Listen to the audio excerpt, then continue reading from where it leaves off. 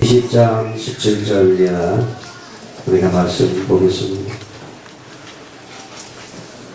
사도행전 20장 17절이야 우리가 뜻을 생각하시면서 같이 합독하시겠습니다. 시작.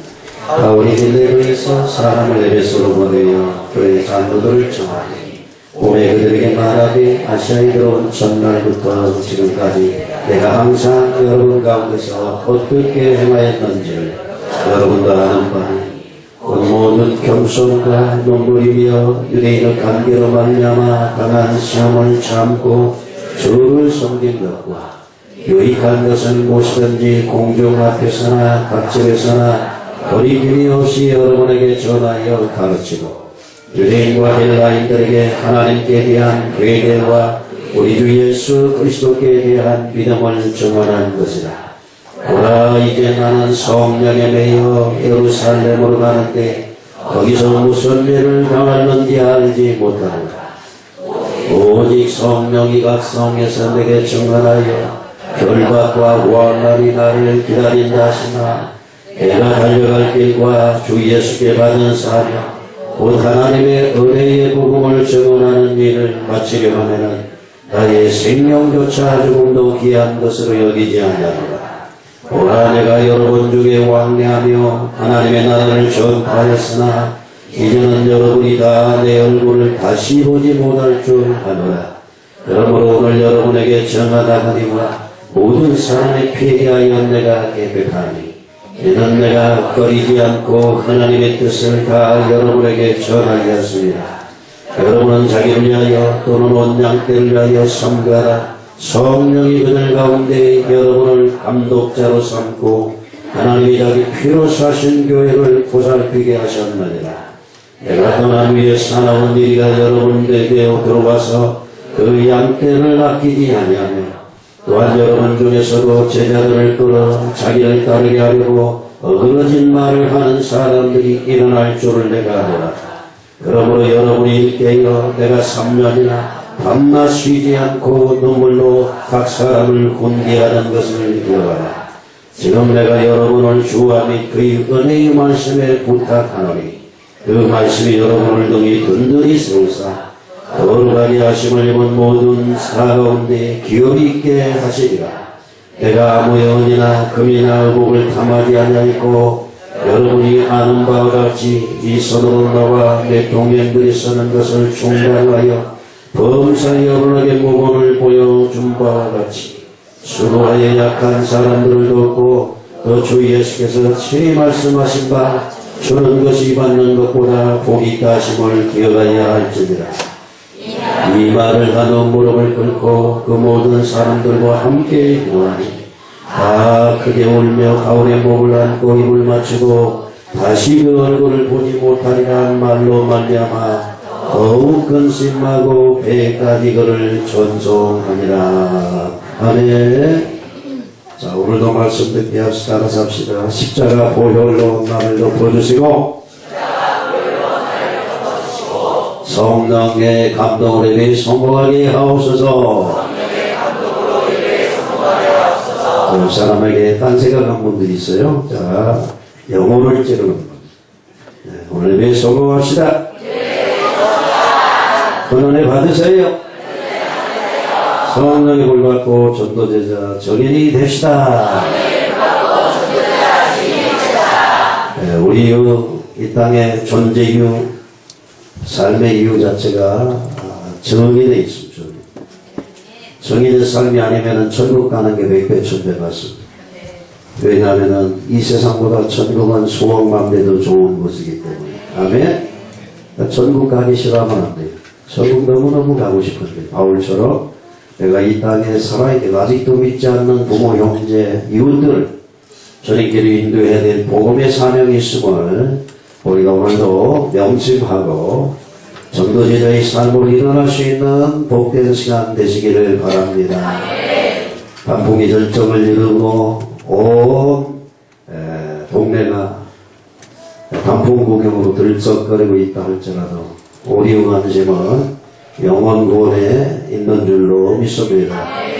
이렇게 성공하는 여러분들에게 오늘도 그리스도 예수 안에 있는 은혜와 평강이 사고 넘치시기를 주님의 이름으로 축원합니다. 가장 큰 복은 뭐냐? 은혜와 평강인 줄로 믿습니다. 돈 많아도 평안하지 않으면 그게 지옥인 줄 압니다. 그러므로 여러분들에게 가장 귀한 복을 누리고 있는 자, 빼앗기지 않도록 침노하는 시간 될 수 있기를 주의 이름으로 축원합니다. 계속해서 우리가 사도행전을 살펴보고 있는데요. 오늘 본문은 바울 사도가 3차 선교행을 마치고 이제 예루살렘으로 돌아가는 중에 사역한 사건들을 다루고 있습니다. 우리가 지난 시간에도 에베소 교인들에게 작별 인사를 하고 마게도냐를 거쳐서 바다를 건너 귀환하려고 했었죠. 그런데 유대인들이 선창에서부터 음모하고 바울을 죽이려고 했기 때문에 그 소문을 듣고 용로로 마게도냐로 들어가게 됐죠. 그래서 빌립보를 거쳐서 드로아에 도착하여 그곳에 한 주간 머무르게 됩니다. 사실 드로아라고 하는 지역은 바울의 평생에 잊지 못할 장소죠. 왜냐하면 3차 선교의 출발 시에 그가 아시아 지역으로 계속 복음 확장해 가려고 하는데 드로아에서 문이 막히는 거예요. 자꾸. 그가 기도할 때에 환상 가운데 마게도냐 사람 한 사람이 어서 와서 우리를 도와달라고 하는 이 환상을 보고 하나님이 아시아 지역이 아니고 이제 구라파의 문을 여는구나. 그렇게 해서 마게도냐 첫성 빌립보를 향해 나가게 되는 지역이 바로 드로아라고 하는 곳입니다. 그래서 이제 거기서 한 주간 머물면서 드로아 특별 성회를 인도하는데 집회 중에 유도고라는 청년이 삼층 창문에서 걸터앉았다가 비피 졸다가 떨어 죽게 된 사건. 근데 여러분 항상 은혜에는 사단의 장난도 강하다는 사실을 알아야 돼요. 제가 더한 곳에 은혜가 넘치고 은혜가 넘친 건데 사단의 역사가 강력하게 일어나는 것이죠. 그럼 우리가 정신 똑바로 차리고 빼앗기지 않아야 될 줄 압니다.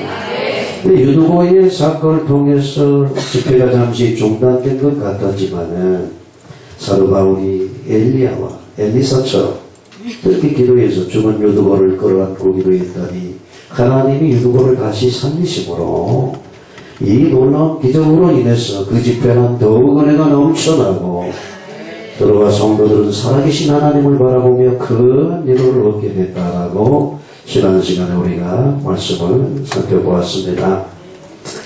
이제 오늘 보면은 그 사건 뒤에 다시 예루살렘을 향해 가는 도중에 밀레노에 도착하여 에베소 교회의 장로들을 불러다가 고별 설교를 하는 내용으로 기록이 되어져 있습니다. 지난상 우리가 7절 이하의 쭉 13절 16절까지 우리 읽지 않았는데요.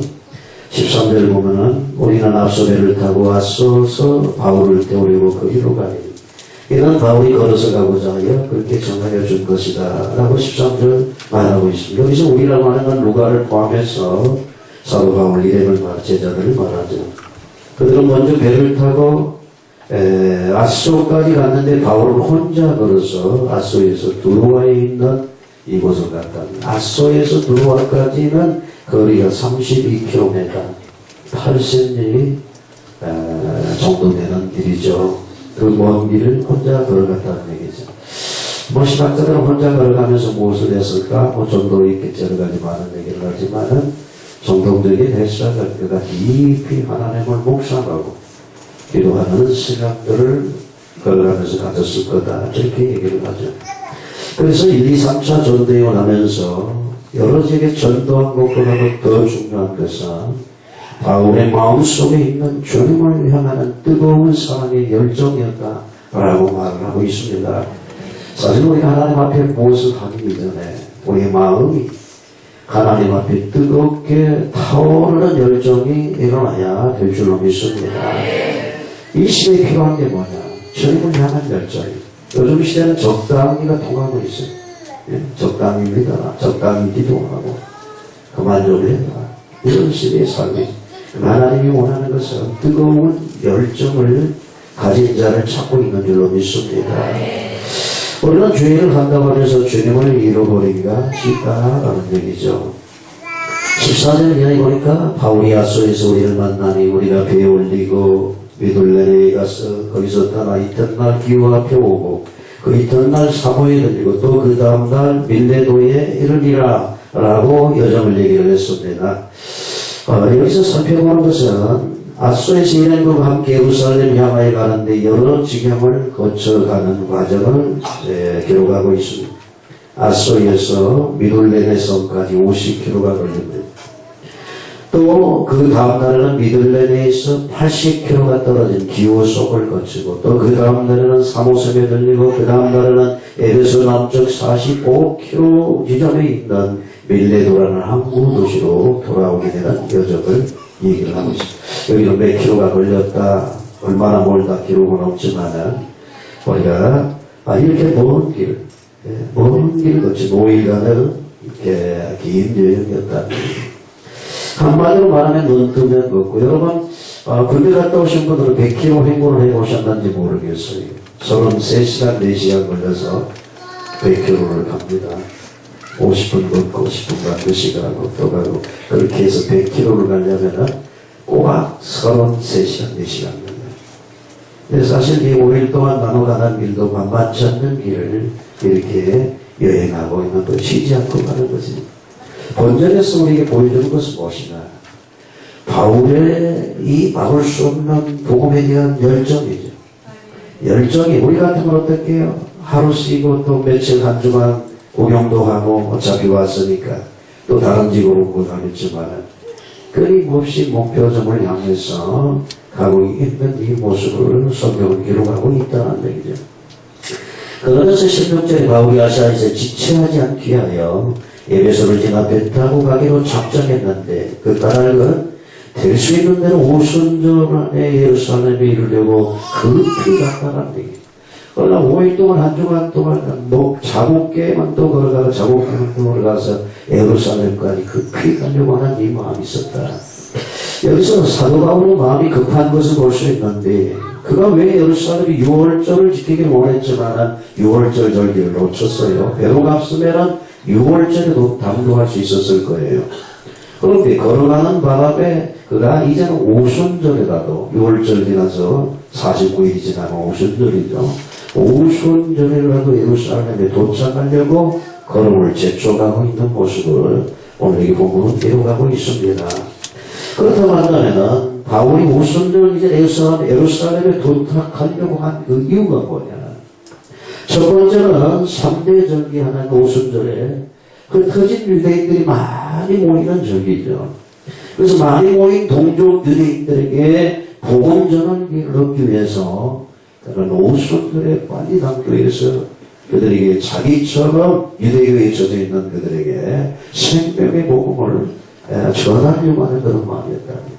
두 번째는 각 지교에서 모금한 구제금을 전달하기 위한 것이고 세 번째는 3차 전도여행을 속히 마치고 로마도 보아야 되리라, 서바나도 보아야 되리라, 땅끝까지 이르러 복음을 전가하는 로마에 가기 위해서 그가 급한 마음으로 달려가고 있는 모습을 여기 성경은 이렇게 기록하고 있습니다. 오늘 여기 본문 17절에 보니까 바울이 밀레도에서 사람을 에베소로 보내어 교회 장로들을 죽였다는 말이에요. 왜냐하면 시간이 없으니까 그들에게 해야 될 말씀은 많은데 어떻게 할 수가 없어요. 들어와 있어도 어떻게 해요? 바울이 담고 있는 이 복음의 메시지들을 막 증거하다 보니까 시간과는 좀 밤중이 되어서 쫄리거든 이런 사건이 있었던 것이죠.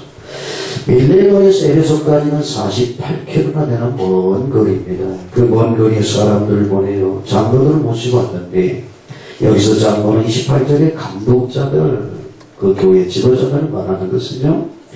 이들은 사도행전 19장 6절에 바울에게 안수받고 성령 세례를 받은 자들이었을 것이라 이렇게 생각을 합니다.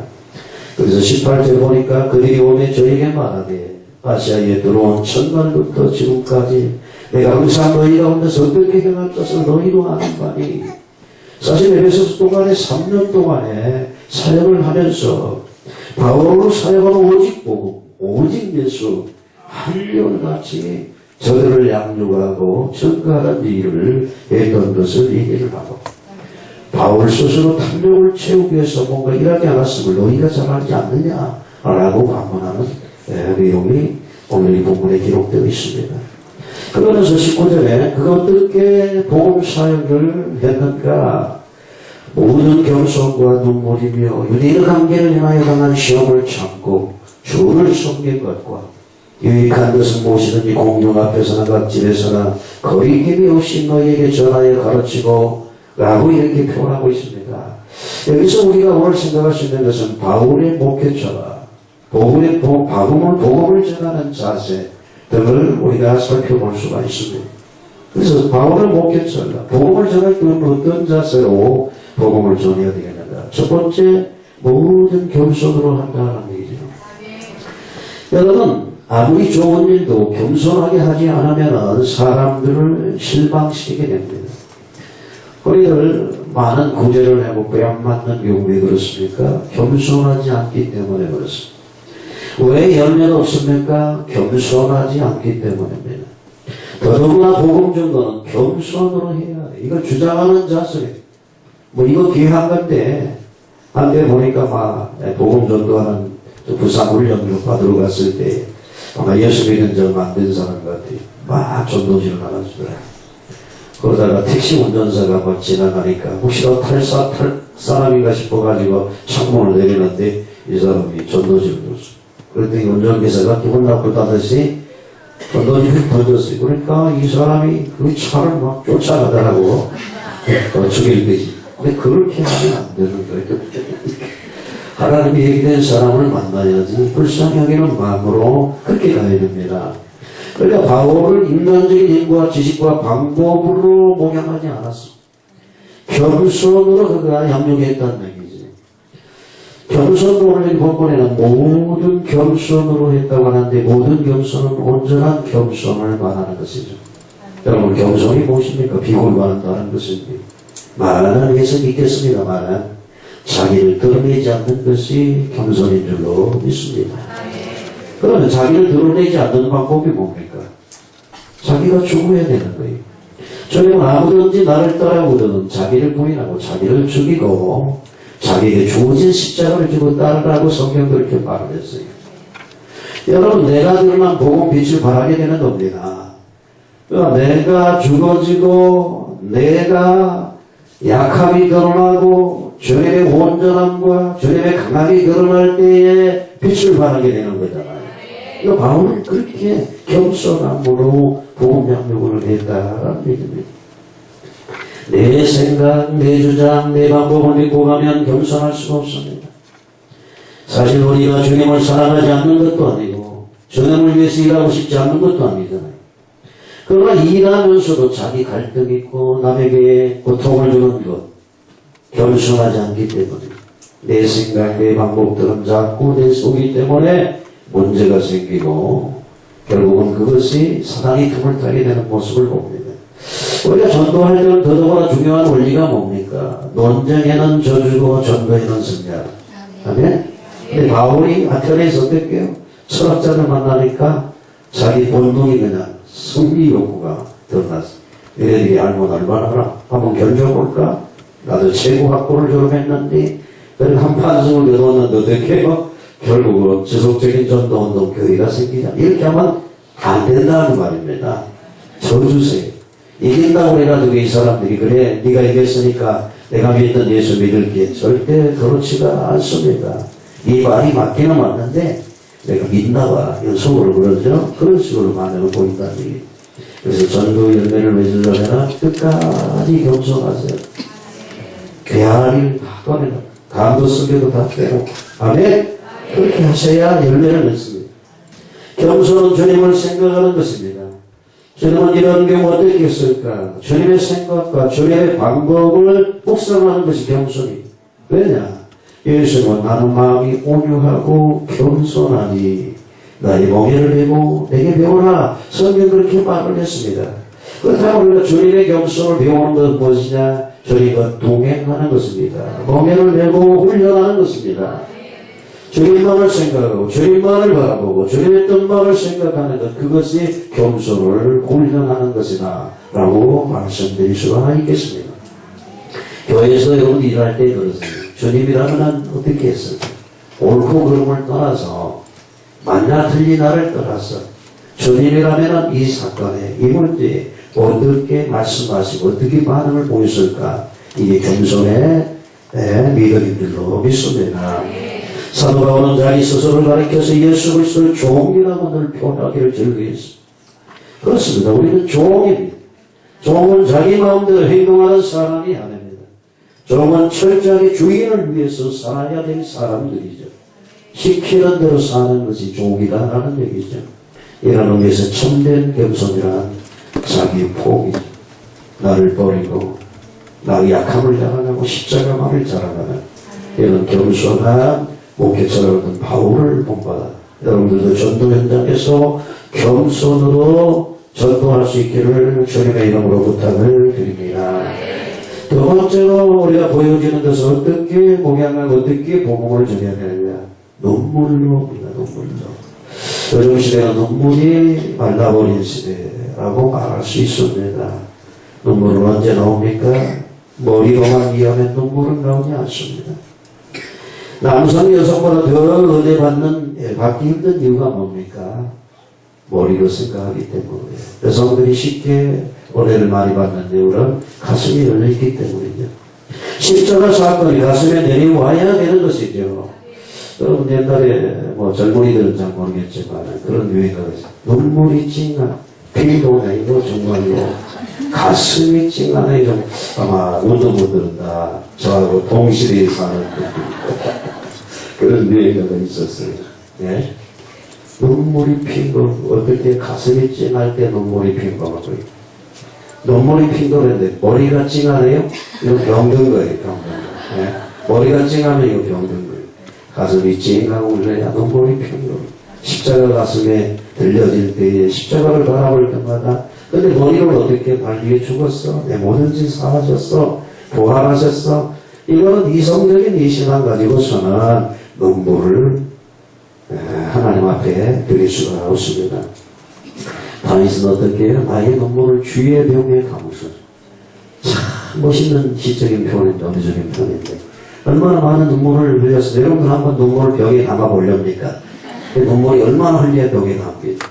다윗은 그만큼 하나님 앞에 눈물을 흘리며 주님을 찬양했습니다. 눈물은 가슴으로 이해할 때 나오는 것이죠. 또 눈물은 사랑하면 나옵니다. 불쌍히 여기면 눈물이 나옵니다. 여러분 자식을 키워보는 부모는 눈물 없이 자식을 키우는 왜요? 자식을 사랑하기 때문에 나오는 눈물인 줄로 믿습니다. 바울은 가슴 속에 자식을 키우는 부모 심정이 있었다는 얘기죠. 고린도서 11장 29절에 보면 누가 약하면 내가 약하지 않냐며 누가 실족하게 되면 내가 이타하지 않느냐. 네? 사실 저도 목회를 해보면 성도들이 잘 되면 그 깊은 게 없어요. 집을 샀다 감사하고 새차를 샀다 너무 감사하고 승진했다 너무 감사하고 근데 어떻게 점점 미끄러지면 안타깝고 이게 부모의 심정, 목회자의 심정이죠. 여러분들 영혼을 부둥켜 안고 울고 기도한다고 한다면 하나님이 그 눈물을 기도를 들으실 줄로 믿습니다. 왜냐하면 하나님은 눈물로 나오는 자는 물리치지 않습니다. 히스기야가 병들어 죽게 되었을 때 그가 벽을 향하여 전심으로 눈물로 기도할 때에 하나님은 열왕기하 20장 5절에 뭐라고 말씀하십니까? 내가 네 기도를 들었고 내 눈물을 보았노라 라고 성경은 얘기했습니다. 눈물로 드리는 그 기도 전심으로 그 기도를 하나님이 들으셨다. 그래서 병을 고쳐주신 것입니다. 바울은 어떤 사람입니까? 빌립보 3장 18절에 보니까 빌립보에 보내는 편지 속에서 내가 여러 번 너에게 말하였거니와 이제도 눈물을 흘리며 말하노니 여러 사람들이 그리스도 십자가의 원수로 행하느니라. 복음을 전하고 그들이 교회에 들어왔어요. 그런데 어떻게 세상으로 향하는 그들 또 불신자 중에서 그들을 얘기도 했지만 그들이 복음을 받지 않고 대적하는 그들을 어떻게 눈물을 흘리며 라고 표현하고 있는 것을 보아지게 되겠습니다. 예수 그리스도를 거역하는 불신자들을 향해 그들의 영혼을 불쌍히 여기고 여러분들이 눈물로 기도한다면 부모들이 그들의 메마른 가슴을 적시고 죽게 돌아오는 역사가 일어나게 될 줄로 믿습니다. 오늘 본문 31절에 그러므로 너희가 일깨워 내가 3년이나 기억하라. 밤낮 쉬지 않고 눈물로 각 사람을 훈계하던 것을 기억하라. 얼마나 간절했으면 3년 동안 도난다 쏜 에서 눈물로 예수가 그리스도다. 그리스도가 모든 것이다. 그리스도를 위해서 살아야 될 것. 이 부분에 대해서 그는 구약 성경을 강론하면서 눈물로 고소하였던 이것을 표현하고 있는 것을 봅니다. 사랑하는 성도 여러분이요, 결실의 계절 가을이 됐습니다. 열매 맺는 계절입니다. 시편 126편 5절 보니까 눈물을 흘리며 씨를 뿌리는 자, 울며 씨를 뿌리러 가는 자, 기쁨으로 거두고 기쁨으로 파는 거두고 온다고 성경 말했습니다. 눈물 없는 모든 씨뿌리 열매 기대할 수 없다라는 얘기죠. 이제 추수감사주일도 다 배나가 오는데 대신자들의 영혼을 불쌍히 여기고 한번 우리가 눈물로 기도하고 그를 인도해보지 않으시렵니까? 네, 바울이 우리에게 전도 현장에서 눈물로 열매를 맺으라고 간곡히 부탁하고 있습니다. 세 번째는 오래 참아야 됩니다. 바울은 특별히 유대인으로 인하여 당하는 핍박과 눈물을 수도 없이 감내했습니다. 어려움을 이기고 매맞음도 인내하고 배고픔도 인내하고 모든 일을 인내했습니다. 특히 전도하려고 하면 어떻게 해요? 농부가 고래씨를 뿌리고 열매 맺지 않는다고 밭을 디가나 부어버린다고 한다면 어떻게 열매를 얻을 수 있겠습니까? 씨를 뿌렸습니다. 물을 주고 잡초를 매주고 비료를 주고 이렇게 기다리는 인내의 시간, 그 시간이 있어야 열매를 맺는 것이죠. 우리가 자식을 키우듯이 특히 복음전도는 인내가 필요해요. 여러분 한번 세 가족 한번 인도해보세요. 예수 믿으세요. 밥 사주고 차 사주고 기도하고 간도 성경도 다 빼놓고 자존심도 내려놓고 복음을 전해가는 사람이 또 있어요. 근데 믿음이 막 이렇게 열심히 헌신하고 봉사합니까? 조그만 문제가 있으면 교회 한다고 놀러 가고 이리저리 입술리고 그럼 어떻게 해요? 여러분들 마음이 그냥 막 애가 타죠. 그래서 어떻게 해요? 유무심적으로 아직 어린 아이이기 때문에 복음의 가치를 모르기 때문에 천국에 대한 확신이 없기 때문에 그 사람을 위해서 누군가가 그 사람이 누구다? 셀장이 거예요. 그것도 그냥 중간 지도자라고 하는 거예요.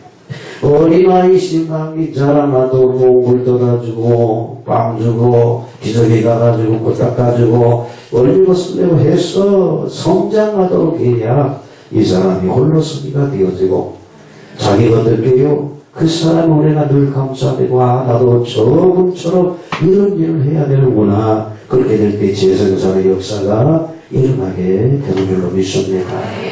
근데 요즘 시대에 인내가 없는 시대입니다. 참기 어렵죠.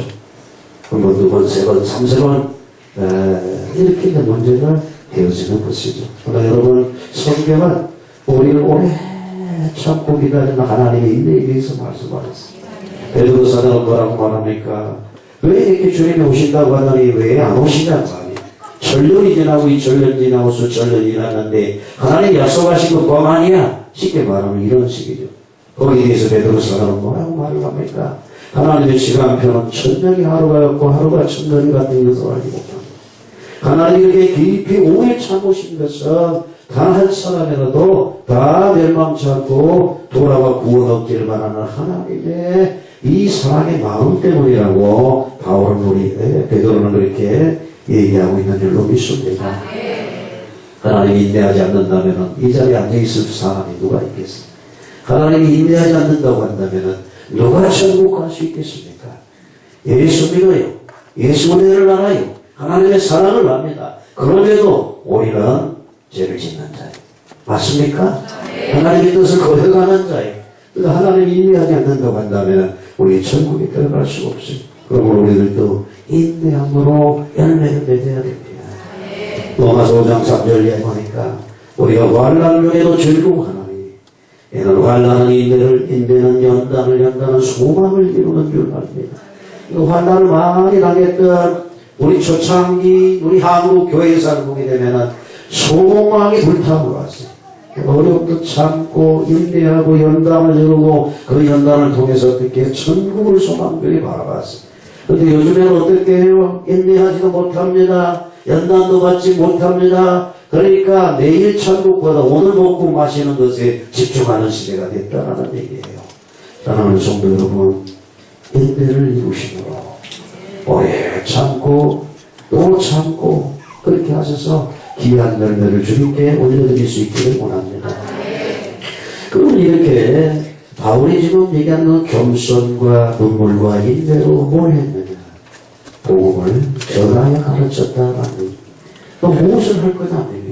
이 10절에 보니까 오늘 이 본문에 유익한 것은 무엇이든지 공중 앞에서나 각지에서나 거리낌이 없이 여러분에게 전하여 가르치고 라고 했습니다. 복음을 전하고 가르치는 것이 주님의 사역이었고 바울의 전도 방법이었습니다. 전하기만 하면 됩니까? 구원받은 사람들을 가르치고 양육해야 되네요. 도란노 서울 2년 동안 내일 말씀을 가르쳤습니다. 여기서 유익한 것은 여기 뭐 유익이라고 하는 것은 복음을 말합니다. 예수 그리스도에 관한 것을 말합니다. 어느 것을 가든지 공중 앞에서나 집에서나 사실 여기 보면 유대인이나 유대인대로 헬라인은 헬라인대로 그리스도를 전파 가르치는 일에 그 가장 중요한 목표로 삼았다라는 얘기를 하고 있습니다.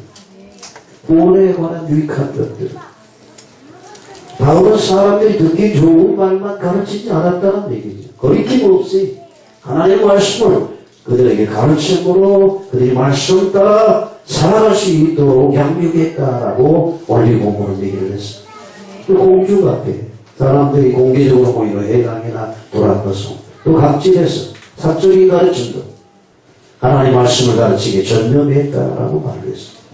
어디 있든지 지금 있는 그 자리가 복음을 전하는 장소였다라고 얘기를 하고 있습니다. 우리는 어디 있든지 누구를 만나든지 예수님이 그리스도요 하나님의 아들이요 우리 구세주 구원자임을 말하고 증거해야 될 줄로 믿습니다. 바울이 이렇게 장소를 불문하고 전한 복음의 내용이 무엇입니까? 21절 보니까 회개와 믿음에 관한 것이죠. 21절 여기 보면 띄어졌는데 같이 한번 21절 읽어봅시다. 시작. 유대인과 헬라인들에게 하나님께 대한 회개와 우리 주 예수 그리스도께 대한 믿음을 증언한 것이다. 여러분 회개는 언제 일어납니까? 하나님의 존재를 발견할 때만 회개가 가능합니다. 사람이 죄의 사함을 얻고 구원을 얻기 위해서는 먼저 하나님을 떠나 살았던 죄의 자리에서 돌아서는 회개가 있어야 되는 것입니다. 회개라고 하는 것은 마귀의 종로를 가며 지옥을 향하던 발걸음이 십자가 앞에서 멈추고 돌아서는 것이 무엇이냐? 회개라고 하는 것입니다. 오늘 수없이 많은 사람들이 하나님을 떠나서 지옥에 있는 줄도 모르고 마귀의 종로를 가며 끌려가는데 그들이 십자가 복음을 듣고 돌아서는 회개, 이것이 구원의 첫걸음인 줄로 믿습니다. 그러면은 내가 마귀가 내 주인이 아니구나, 이 길로 가면 지옥 가는구나, 십자가 복음을 듣고 돌아섰다고 한다. 이제는 믿음에 대해서는 누구냐? 마귀가 아니고 세상이 아니고 우리 주 예수 그리스도가 되는 것입니다. 바울은 사람이 많이 있거나 적게 있거나 그것이 문제가 아니었습니다. 바울의 관심은 오직 예수 그리스도를 전하는 것이었습니다. 왜냐하면 사도행전 4장 12절에 보니까 다른 이로서는 구원을 얻을 수 없나니 천하 인간의 구원을 얻을 만한 다른 이름을 우리에게 주신 적이 없어요. 다른 이름을 믿고 있는 그들 지옥 백성들이기 때문에 다른 이름을 얻는데요. 요한복음 14장 6절에 내가 그 길이요 진리요 생명이니 나로 말미암지 않고는 내게 올 자가 없다. 오직 예수만이 길이요 생명이 되는 것입니다. 그분을 믿을 때에 죄사함을 받게 되는 것입니다. 인자가 온 것은 성경을 받으러 온 것이 아니요 많은 사람의 대속물로 희생제물로 우리의 죄 문제를 해결하기 위해서 죽어주기 위해서 오셨습니다. 뿐만 아니라 이 세상은 눈에 보이지 않는 마귀가 우리 인생을 걸머지고 있는데 하나님의 아들이 이 세상에 오신 것은 마귀를 멸하러 요한에서 3장 8절에 얘기하고 있습니다. 그래서 예수는 하나님 만나는 선지자요, 예수는 우리 죄를 사하는 제사장이요, 사단의 머리를 꺾는 왕으로서 선지자 제사장 왕으로서 선 그리스도의 직분을 온전히 하셔서 우리를 구원하신 분인 줄로 믿습니다. 이 그리스도 복음을 전하는 것을 기뻐했습니다. 구원은 하나님께 대한 회개와 예수 그리스도에 대한 믿음이라는 두 가지 기둥이 있어야 됩니다. 청년 구원은 돌아서는 회개로부터 시작이 되어져. 건 것은 벗지 않고 새 것을 입을 수가 없듯이 우리 과거의 사람을 벗어버리고 그리스도 새 사람으로 옷 입고 이제는 그리스도를 믿는 믿음으로 달려가야 되는 줄로 믿습니다. 오늘 22절, 27절까지는 현재 심정을 고백하고 있는데 생명을 건 믿음의 결단을 하고 있는 모습을 봅니다. 22절 보면 보라 이제 나는 성령의 매임보다 지난 성경에 보면은 심령의 매임을 받아 그렇게 말합니다. 예루살렘으로 가는데 거기서 무슨 일을 만났는지 알지 못하더라 그렇게 말해요. 여기서 이제 두 가지 발견할 수 있는데요. 오신절이 되기 전에 예루살렘으로 올라가려고 하는데 그렇게 만드신 분이 바로 누구냐? 성령이. 지난 성경과 연관되어 본다면 성령께 그 심령을 매임받아 끌고 갔다는 얘기입니다. 이 말은 성령 인도를 받아 끌려갔단 말입니다. 오늘 시간 여러분들은 심령에 무엇에 매임받아 끌려가고 있습니까? 말씀과 성령입니까? 아니면 환경과 아니면 현세에 매임받아 끌려가고 있습니까? 우리가 성령 충만 받아야 될 이유는 내 심령이 성령에 매임받아 끌림을 당하려고 한다면 환경을 초월하고 현실을 극복해서 믿음으로 비전을 향해서 달려갈 수 있는 비결은 뭐냐? 내 결단이 아니에요. 의지적인 노력이 아니에요. 성령이 내 마음을 매여서 끌고 가야 되는 줄로 믿습니다. 뿐만 아니라 두 번째로 성령이 가르쳐 주신 것은 예루살렘 가면 굉장히 환난과 고통이 있다는 사실, 엄청난 핍박이 그를 기다리고 있다는 것이죠. 오늘 23절에 보면 오직 성령이 각 성에서 내게 증거하여 결박과 환난이 나를 기다린다 이렇게 되었습니다. 거기 가면은 어떻게 칭찬이 있고 거기 가면 보상이 있고 거기 가면은 평안 안락함이 있는 것이 아니었고 환난이 있고 핍박이 있고 결박이 있고 죽음이 있을지 모른다고 성령이 계속 말씀하고 있다는 그런 상황 속에 지금 올라갑니다. 이제 바울은 스스로 죽음을 향해서 최후 발걸음을 내딛고 있습니다. 오늘 여기서 그의 비장한 각오, 확실한 믿음의 결단을 볼 수가 있습니다. 이게 우리의 도전이 돼야 됩니다. 이 세상 얼마나 안락한 세상, 편리한 세상. 우리가 존귀 영광 모든 복이 뭐죠? 모든 거 주께 주님 홀로 받으소서 찬양을 잘하는데 오늘 어떻게 해요? 존귀 영광 복이 영광 내가 받겠으니 주님이 십자가 지고 가소서 이렇게 우리가 살아가는 시대가 있습니다. 근데 그래서 우리가 생각하고 짚고 넘어가야 될 게 내가 이토록 복음을 위해서 한 생을 드리고 이렇게 고난에 동참했는데 결박과 환난이 나를 기다린다. 이거 심각합니다. 주님을 위해서 최선을 다해서 헌신하고 충성하고 봉사했는데 결과가 멸류관이 아닌 결박과 환난이 나를 기다린다. 우리 성경에서 종종 그런 일들을 만나게 됩니다. 참된 예배자들은 믿음으로 가인보다 더 나은 제사를 드렸는데 돌이마다 주님을 당했습니다.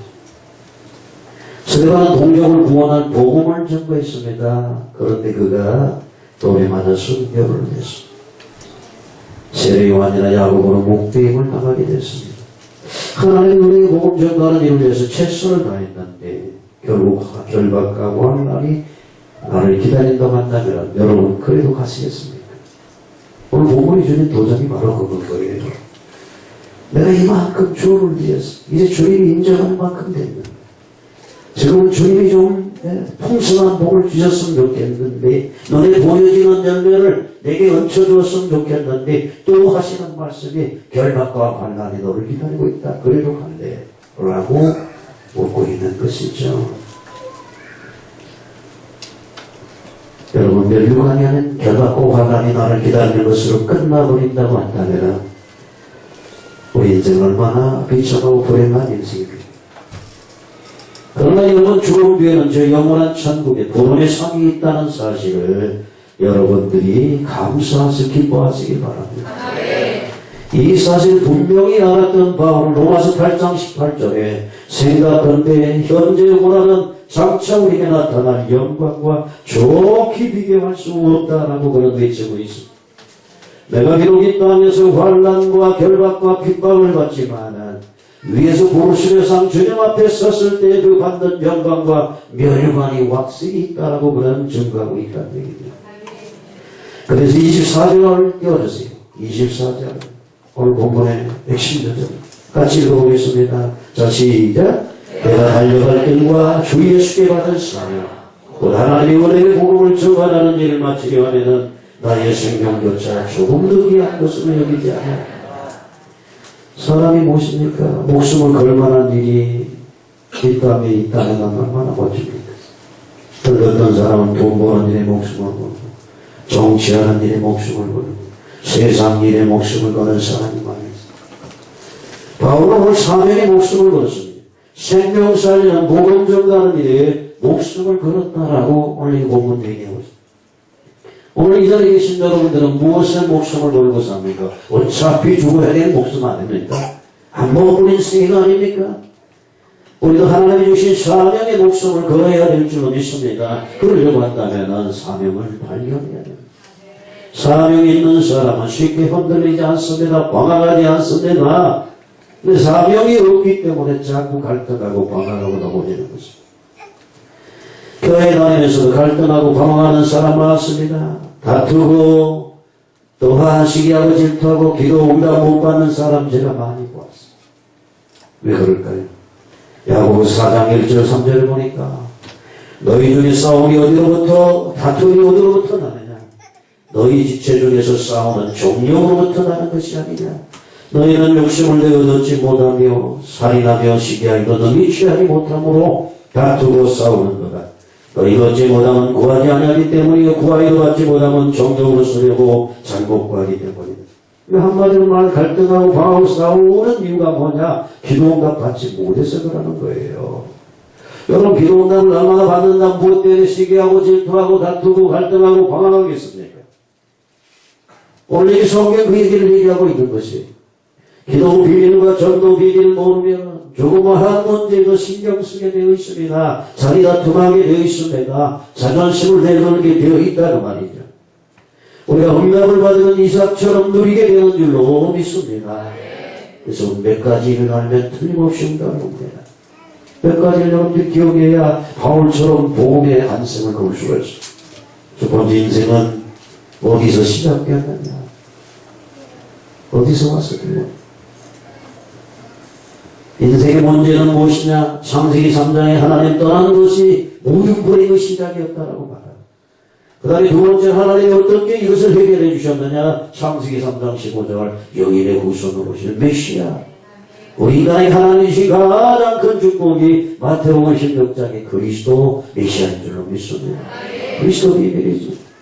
그 다음에는 구원받는 자가 도대체 어떤 축복을 받았느냐? 이 신분이 무엇이며 네가 받은 권세가 무엇이냐? 성령의 내주인도 역사 중간인도 받아라는 얘기죠. 네 번째로 불신자가 왜 죽느냐? 근본 문제가 뭐고 그 결과는 어떻게 되느냐? 이것을 알아야 불신자를 부러워하지 않는 것이죠. 다섯 번째로 그렇다면 우리가 기도할 때 응답받는 중대한 비밀이 뭐냐? 전도의 비밀. 먼저 그 나라 그걸 구해야 돼. 이것을 이해해야 됩니다. 그 다음에 여섯 번째로 이 세상의 혈과 육의 싸움이 아닌데 영적인 전쟁인데 이기려고 하면 무장해라. 에베소 6장 10절 이하에 하나님의 전신갑주를 입으라라고 말합니다. 일곱 번째 시대를 살릴 일모를 언제나 어릴 때 하나님의 복음 메시지를 드려야 돼요. 어릴 때도. 그래서 우리 교회 학교 학생들 어린이들 여러분들 자녀들에게 반드시 전달해야 돼요. 사무엘에 관한 얘기를 해줘야 됩니다. 그렇게 되어지면 기도응답의 문이 큰 문이 열려지게 되는 것입니다. 이 언약 붙잡은 사람은 이제부터는 기도응답이 안 될 수가 없는 것입니다. 예? 오늘 여기 있는 여러분 기도응답 받으시기를 주님의 이름으로 축원합니다. 다시 말씀드리지만 인생의 모든 문제, 실패, 저주 전부 어디서부터 출발했느냐? 창세기 3장 하나님 떠나서 시작이 됐습니다. 거기에 빠져나오는 길이 뭐냐? 최고기 희생제사, 피해제사를 드리라. 그것이 그리스도. 그럼 구원받는 자는 어떤 복을 받았느냐? 여호수아처럼 가나안의 축복을 누려라. 우리가 정복하는 것입니다. 원수 사람에게 빼앗겼던 모든 것을 정복하는 것. 무엇으로? 믿음으로 취하는 거예요. 하늘의 신령한 복과 땅에 기름진 복을 믿음으로 취하는 거예요. 왜? 그리스도 안에서 이미 다 주었기 때문에. 그렇다면 이 세계를 어떻게 하느냐? 신자의 사명이 무엇이냐? 세상 모르는 놈이 열려야 돼. 이 세상은 잔망성이네. 잔상망할 성이네. 저기 오시면 끝나는 겁니다. 선함이 발언하고 있습니다. 어떻게 하든 다른 복음을 증거하도록 지금 정치, 경제, 교육, 모든 전반적인 부분이 하나님 없는 학문으로, 하나님 없는 정치로, 하나님 없는 문화가 이러한 때에 세계 살릴 비밀에 성령 충만받아 그리스도 복음을 전하는 저와 여러분들이 된다고 하나님의 시선을 집중하는 것이고 하나님은 그를 통해서 당신의 영광과 나라를 확장할 수 있도록 하늘과 땅의 모든 것을 동원해 주실 것입니다. 이것은 기도응답이라 말할 것입니다. 그래서 우리는 시간을 정하고 정식이 기도할 때, 무시로 기도할 때, 계시록 8장 3절에 하나님이 하늘의 군대를 그때마다 동원시키시고 그래서 큰 문들이 열려지게 될 줄로 믿습니다. 네. 그러니까 전도가 무엇이고 기도가 무엇이냐? 전도는 승리하신 그리스도 깃발을 들고 깃발 없는 것을 꽂는 것이 바로 이 전도라고 하는 것입니다. 누가 깃발을 들고 가겠습니까? 예수 그리스도의 십자가의 완전한 승리 깃발을 가는 곳마다 꽂기만 해도 원수 사람 망해나 오비백산 떠나게 될 것입니다. 기도라는 무엇입니까? 승리하신 그분의 이름을 사용하는 것이 기도입니다. 다치고는 열일치하다 어느라고 그분 이름을 사용해야 될 줄 믿습니다. 언제입니까? 사무엘 때 어릴 때부터. 왜 그럴까요? 나이가 들면 이게 안 돼요. 머리로는 하는 게 안 돼요. 예수 이름으로 기도하면 응답 받는다 알지만은 기도 안 합니다. 승리 깃발을 꽂아야 되는데 우선 먹고 살기 바빠가지고 다른 일 하느라고 관심이 없다는 얘기예요. 그러니까 언제 해야 되냐? 사무엘 때처럼 어릴 때. 나이가 많으면 곤란해요. 시간이 없기 때문에. 어린 나이들에게 진리 그리스도 언약을 심어줘야 됩니다. 사상화시키고 체질화해야 됩니다. 너무 중요한 것입니다. 이 언약을 붙잡은 사람들이 틀림없이 정식으로 하면 한 시대와 나라를 선하는 축복을 그래 시대적인 인물이 되는 겁니다. 일을 해보자는 거예요. 그것이 대안학교라고 하는 것입니다. 여러분 이건 그냥 열방을 한 비전이니까 너네들 알았어 이거 아니에요. 좀 심각하게 이 시대를 생각을 해요. 난 자식 바뀌어 아니에요. 여러분들도 자식은 손자들 안 납니까? 뭔가가 이 시대에 돌아가는 이 급박한 상황 속에서 어떻게 해야 주님 오실 길을 얘기하는 교회로 쓰임받는 우리 역할을 할 것인가? 여기 우리 마음이 가야 되잖아. 다니엘이 바벨론에서 그랬고 바울이 로마에서 그랬고 전부 다 한 명도 우리가 없어. 그래서 오늘 우리는 내 생을 계산할 줄 알아야 됩니다. 지금 바울이 중요한 말을 합니다. 이제 나이도 됐고 나는 이제 하나님의 부름 받을 때가 다 됐다. 이제 로마로 잡혀갈 것이고 바울이 지금 생을 놓고 중대한 얘기를 하잖아요. 나의 생명을 조금 더 귀한 것으로 여기하지 않는다. 나는 지금까지 하나님 대해서 갈 길을 단명히 하셨다. 후회가 없다. 영원한 시간들은 모세처럼 시편 90편의 모세처럼 남은 날 기수할 지혜의 마음을 얻게 하소서 라고 우리가 기수해야 될 줄로 믿습니다. 10대들은 뭐 할 때다? 10대들은 하나님의 음성을 듣고 하나님의 그의 비전을 발견해야 됩니다. 10대들. 그러니까 청소년 시기가 좀 20대 청년들은 이미 그리스도 언약을 붙잡은 깃발을 들고 달려가야 되거든요. 새로 일할 수 있는 나이는 언제나 30대에서 50대. 여러분들. 그런데 여러분들이 10대 때에 세계 비전에 이 비전을 꿈꾸지 못해. 사사받이지 마. 이거 다 건드립니다. 20대 그냥 한참 이 젊은 때에 막 깃발을 들고 땅을 정복하고 돌아다녀야 되는데 안 됐어. 여러분 60대는요 점점 일할 기회가 떨어집니다. 제사장 가운데 최고 제사장이 사무엘입니다. 임금 가운데 가장 훌륭한 임금이 다윗이 아닙니까? 이들이 다 어렸을 때 성전에서 언약을 붙잡고 기도하고 목동을 있을 때에 언약을 붙잡고 하나님을 찬양하며 어렸을 때부터 세계 비전을 꿈꾸던 자들이었다라는 얘기죠. 그렇기 때문에 우리 교회가 사설의 복음 주자를 일으켜야만 될 줄로 믿습니다. 내가 보기에는 별볼 일 없고 아무것도 할 수 없는 애 같고 문제도 없는 것 같아요. 그들이 언약이 심려지고 성령이 그들을 사로잡을 때에 그들 기질대로 세계 열방을 향해서 하나님이 보내시고 사용하실 줄로 믿습니다. 사람이 무엇을 심든지 그대로 거둔다고 분명히 말씀하셨습니다. 사명이라고 하는 이 자체가 보내심을 입었다는 것 아닙니까? 예수께서 어떻게 아버지께서 나를 보내신 것 같이 나도 너희를 보내노라 라고 말을 했습니다. 저와 여러분들을 보냈습니다. 사명을 주었습니다. 가라 세상으로 열방으로. 그래서 무하라고 마태복음 28장 제자 삼으라. 가장 위대하고 중요한 특권을 우리가 알아가신 줄로 믿습니다. 그런데 이 사명이 어렵습니다. 쉽다면 누구나 가겠죠. 그러나 삶은 큽니다. 믿음이 좋은 그리스도인들도 이 사명을 감당하다가 쉽게 낙심하고 중간에 주저앉는 사람도 너무나 많습니다. 그래서 마태복음 24장 13절에 끝까지 견디는 자가 구원을 얻으리라 분명히 말씀하셨고, 손에 쟁기를 잡고 뒤를 돌아보는데 하나님 나라에 합당치 아니하다라고 저에게 친히 말씀하신 줄로 믿습니다. 이 말은 무슨 말입니까? 힘들고 어려워도 애로워도 끝까지 해야 돼. 그리스도인들의 사명이다라는 거예요. 사명을 완수하기 위해서 치러해야 될 대가가 있습니다. 내 목표, 내 야망을 버리고 주님의 목적을 위해 살아야 되는 것이죠. 내 노력, 의지적인 결단만 가지고는 안 됩니다. 성경은 뭐라고 말합니까? 사람 힘으로 안 되나 나의 힘 성령으로 나아가다. 분명히 성경을 말을 했습니다.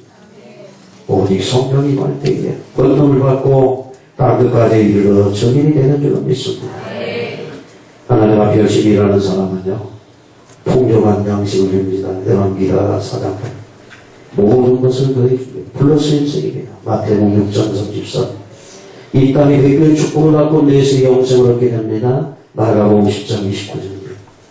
생명의 멸류관이 약속되어 있습니다. 요한계시록 2장 10절. 큰 영광을 얻게 됩니다. 하늘의 스타가 됩니다. 다니엘 12장 3절. 그래서 바울은 이렇게 말합니다. 디모데후서 4장 7절에 내가 선한 싸움을 싸워 나의 달려갈 길을 마치고 믿음을 지켰으니 이제 후로는 나를 위하여 의의 멸류관이 예비되었으므로 주 곧 의로운 재판장이 그날에 주님 오실 그날 주 앞에 서는 날 내게 주실 것이니 내게만 아니라 주의 나타나신 재림을 사모하는 모든 자에게다라고 분명히 말을 했습니다. 여러분 멸류관을 바라보십니까? 멸류관도 종류가 다양합니다. 고린도전서 9장에는 썩지 않는 멸류관, 빌립보 4장에는 기쁨의 멸류관, 디모데후서 4장의 의의 멸류관, 베드로전서 5장의 영광의 멸류관, 야고보서 1장의 생명의 멸류관, 계시록 4장의 그 멸류관 등 멸류관 너무 많습니다. 절망 앞에 섰을 때 모든 사람 멸류관 다 봤는데 여러분 박수만 치고 있겠습니까? 한번 오늘 시간에 결심이 되지 않고 생각해보세요. 말씀해 주려고 합니다. 그렇습니다. 사명을 위해서는 생명까지도 투자할 가치가 있는 것입니다.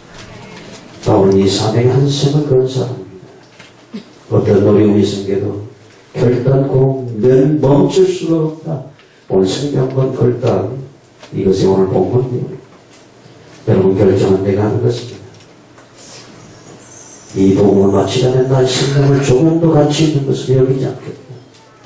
여러분 죽음을 각오한 사람에게 두려울 것이 없습니다.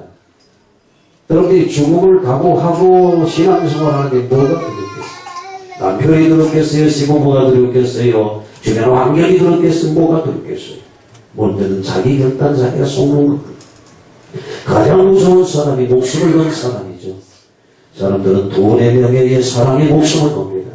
그러나 바울은 오직 예수 그리스도 복음 때문에 이 한 목숨 기꺼이 바치겠다라고 결단하고 있습니다. 오늘 이 아침 우리도 바울을 본다가 위에서 부르신 돌무상을 향해 생명 다하는 그날까지 목숨 걸고 가니 복음 전가하는 전도제자의 삶으로 승리하시기를 주님의 이름으로 축원합니다. 축원합니다. 우리 1분간 기도하시죠. 할렐루야.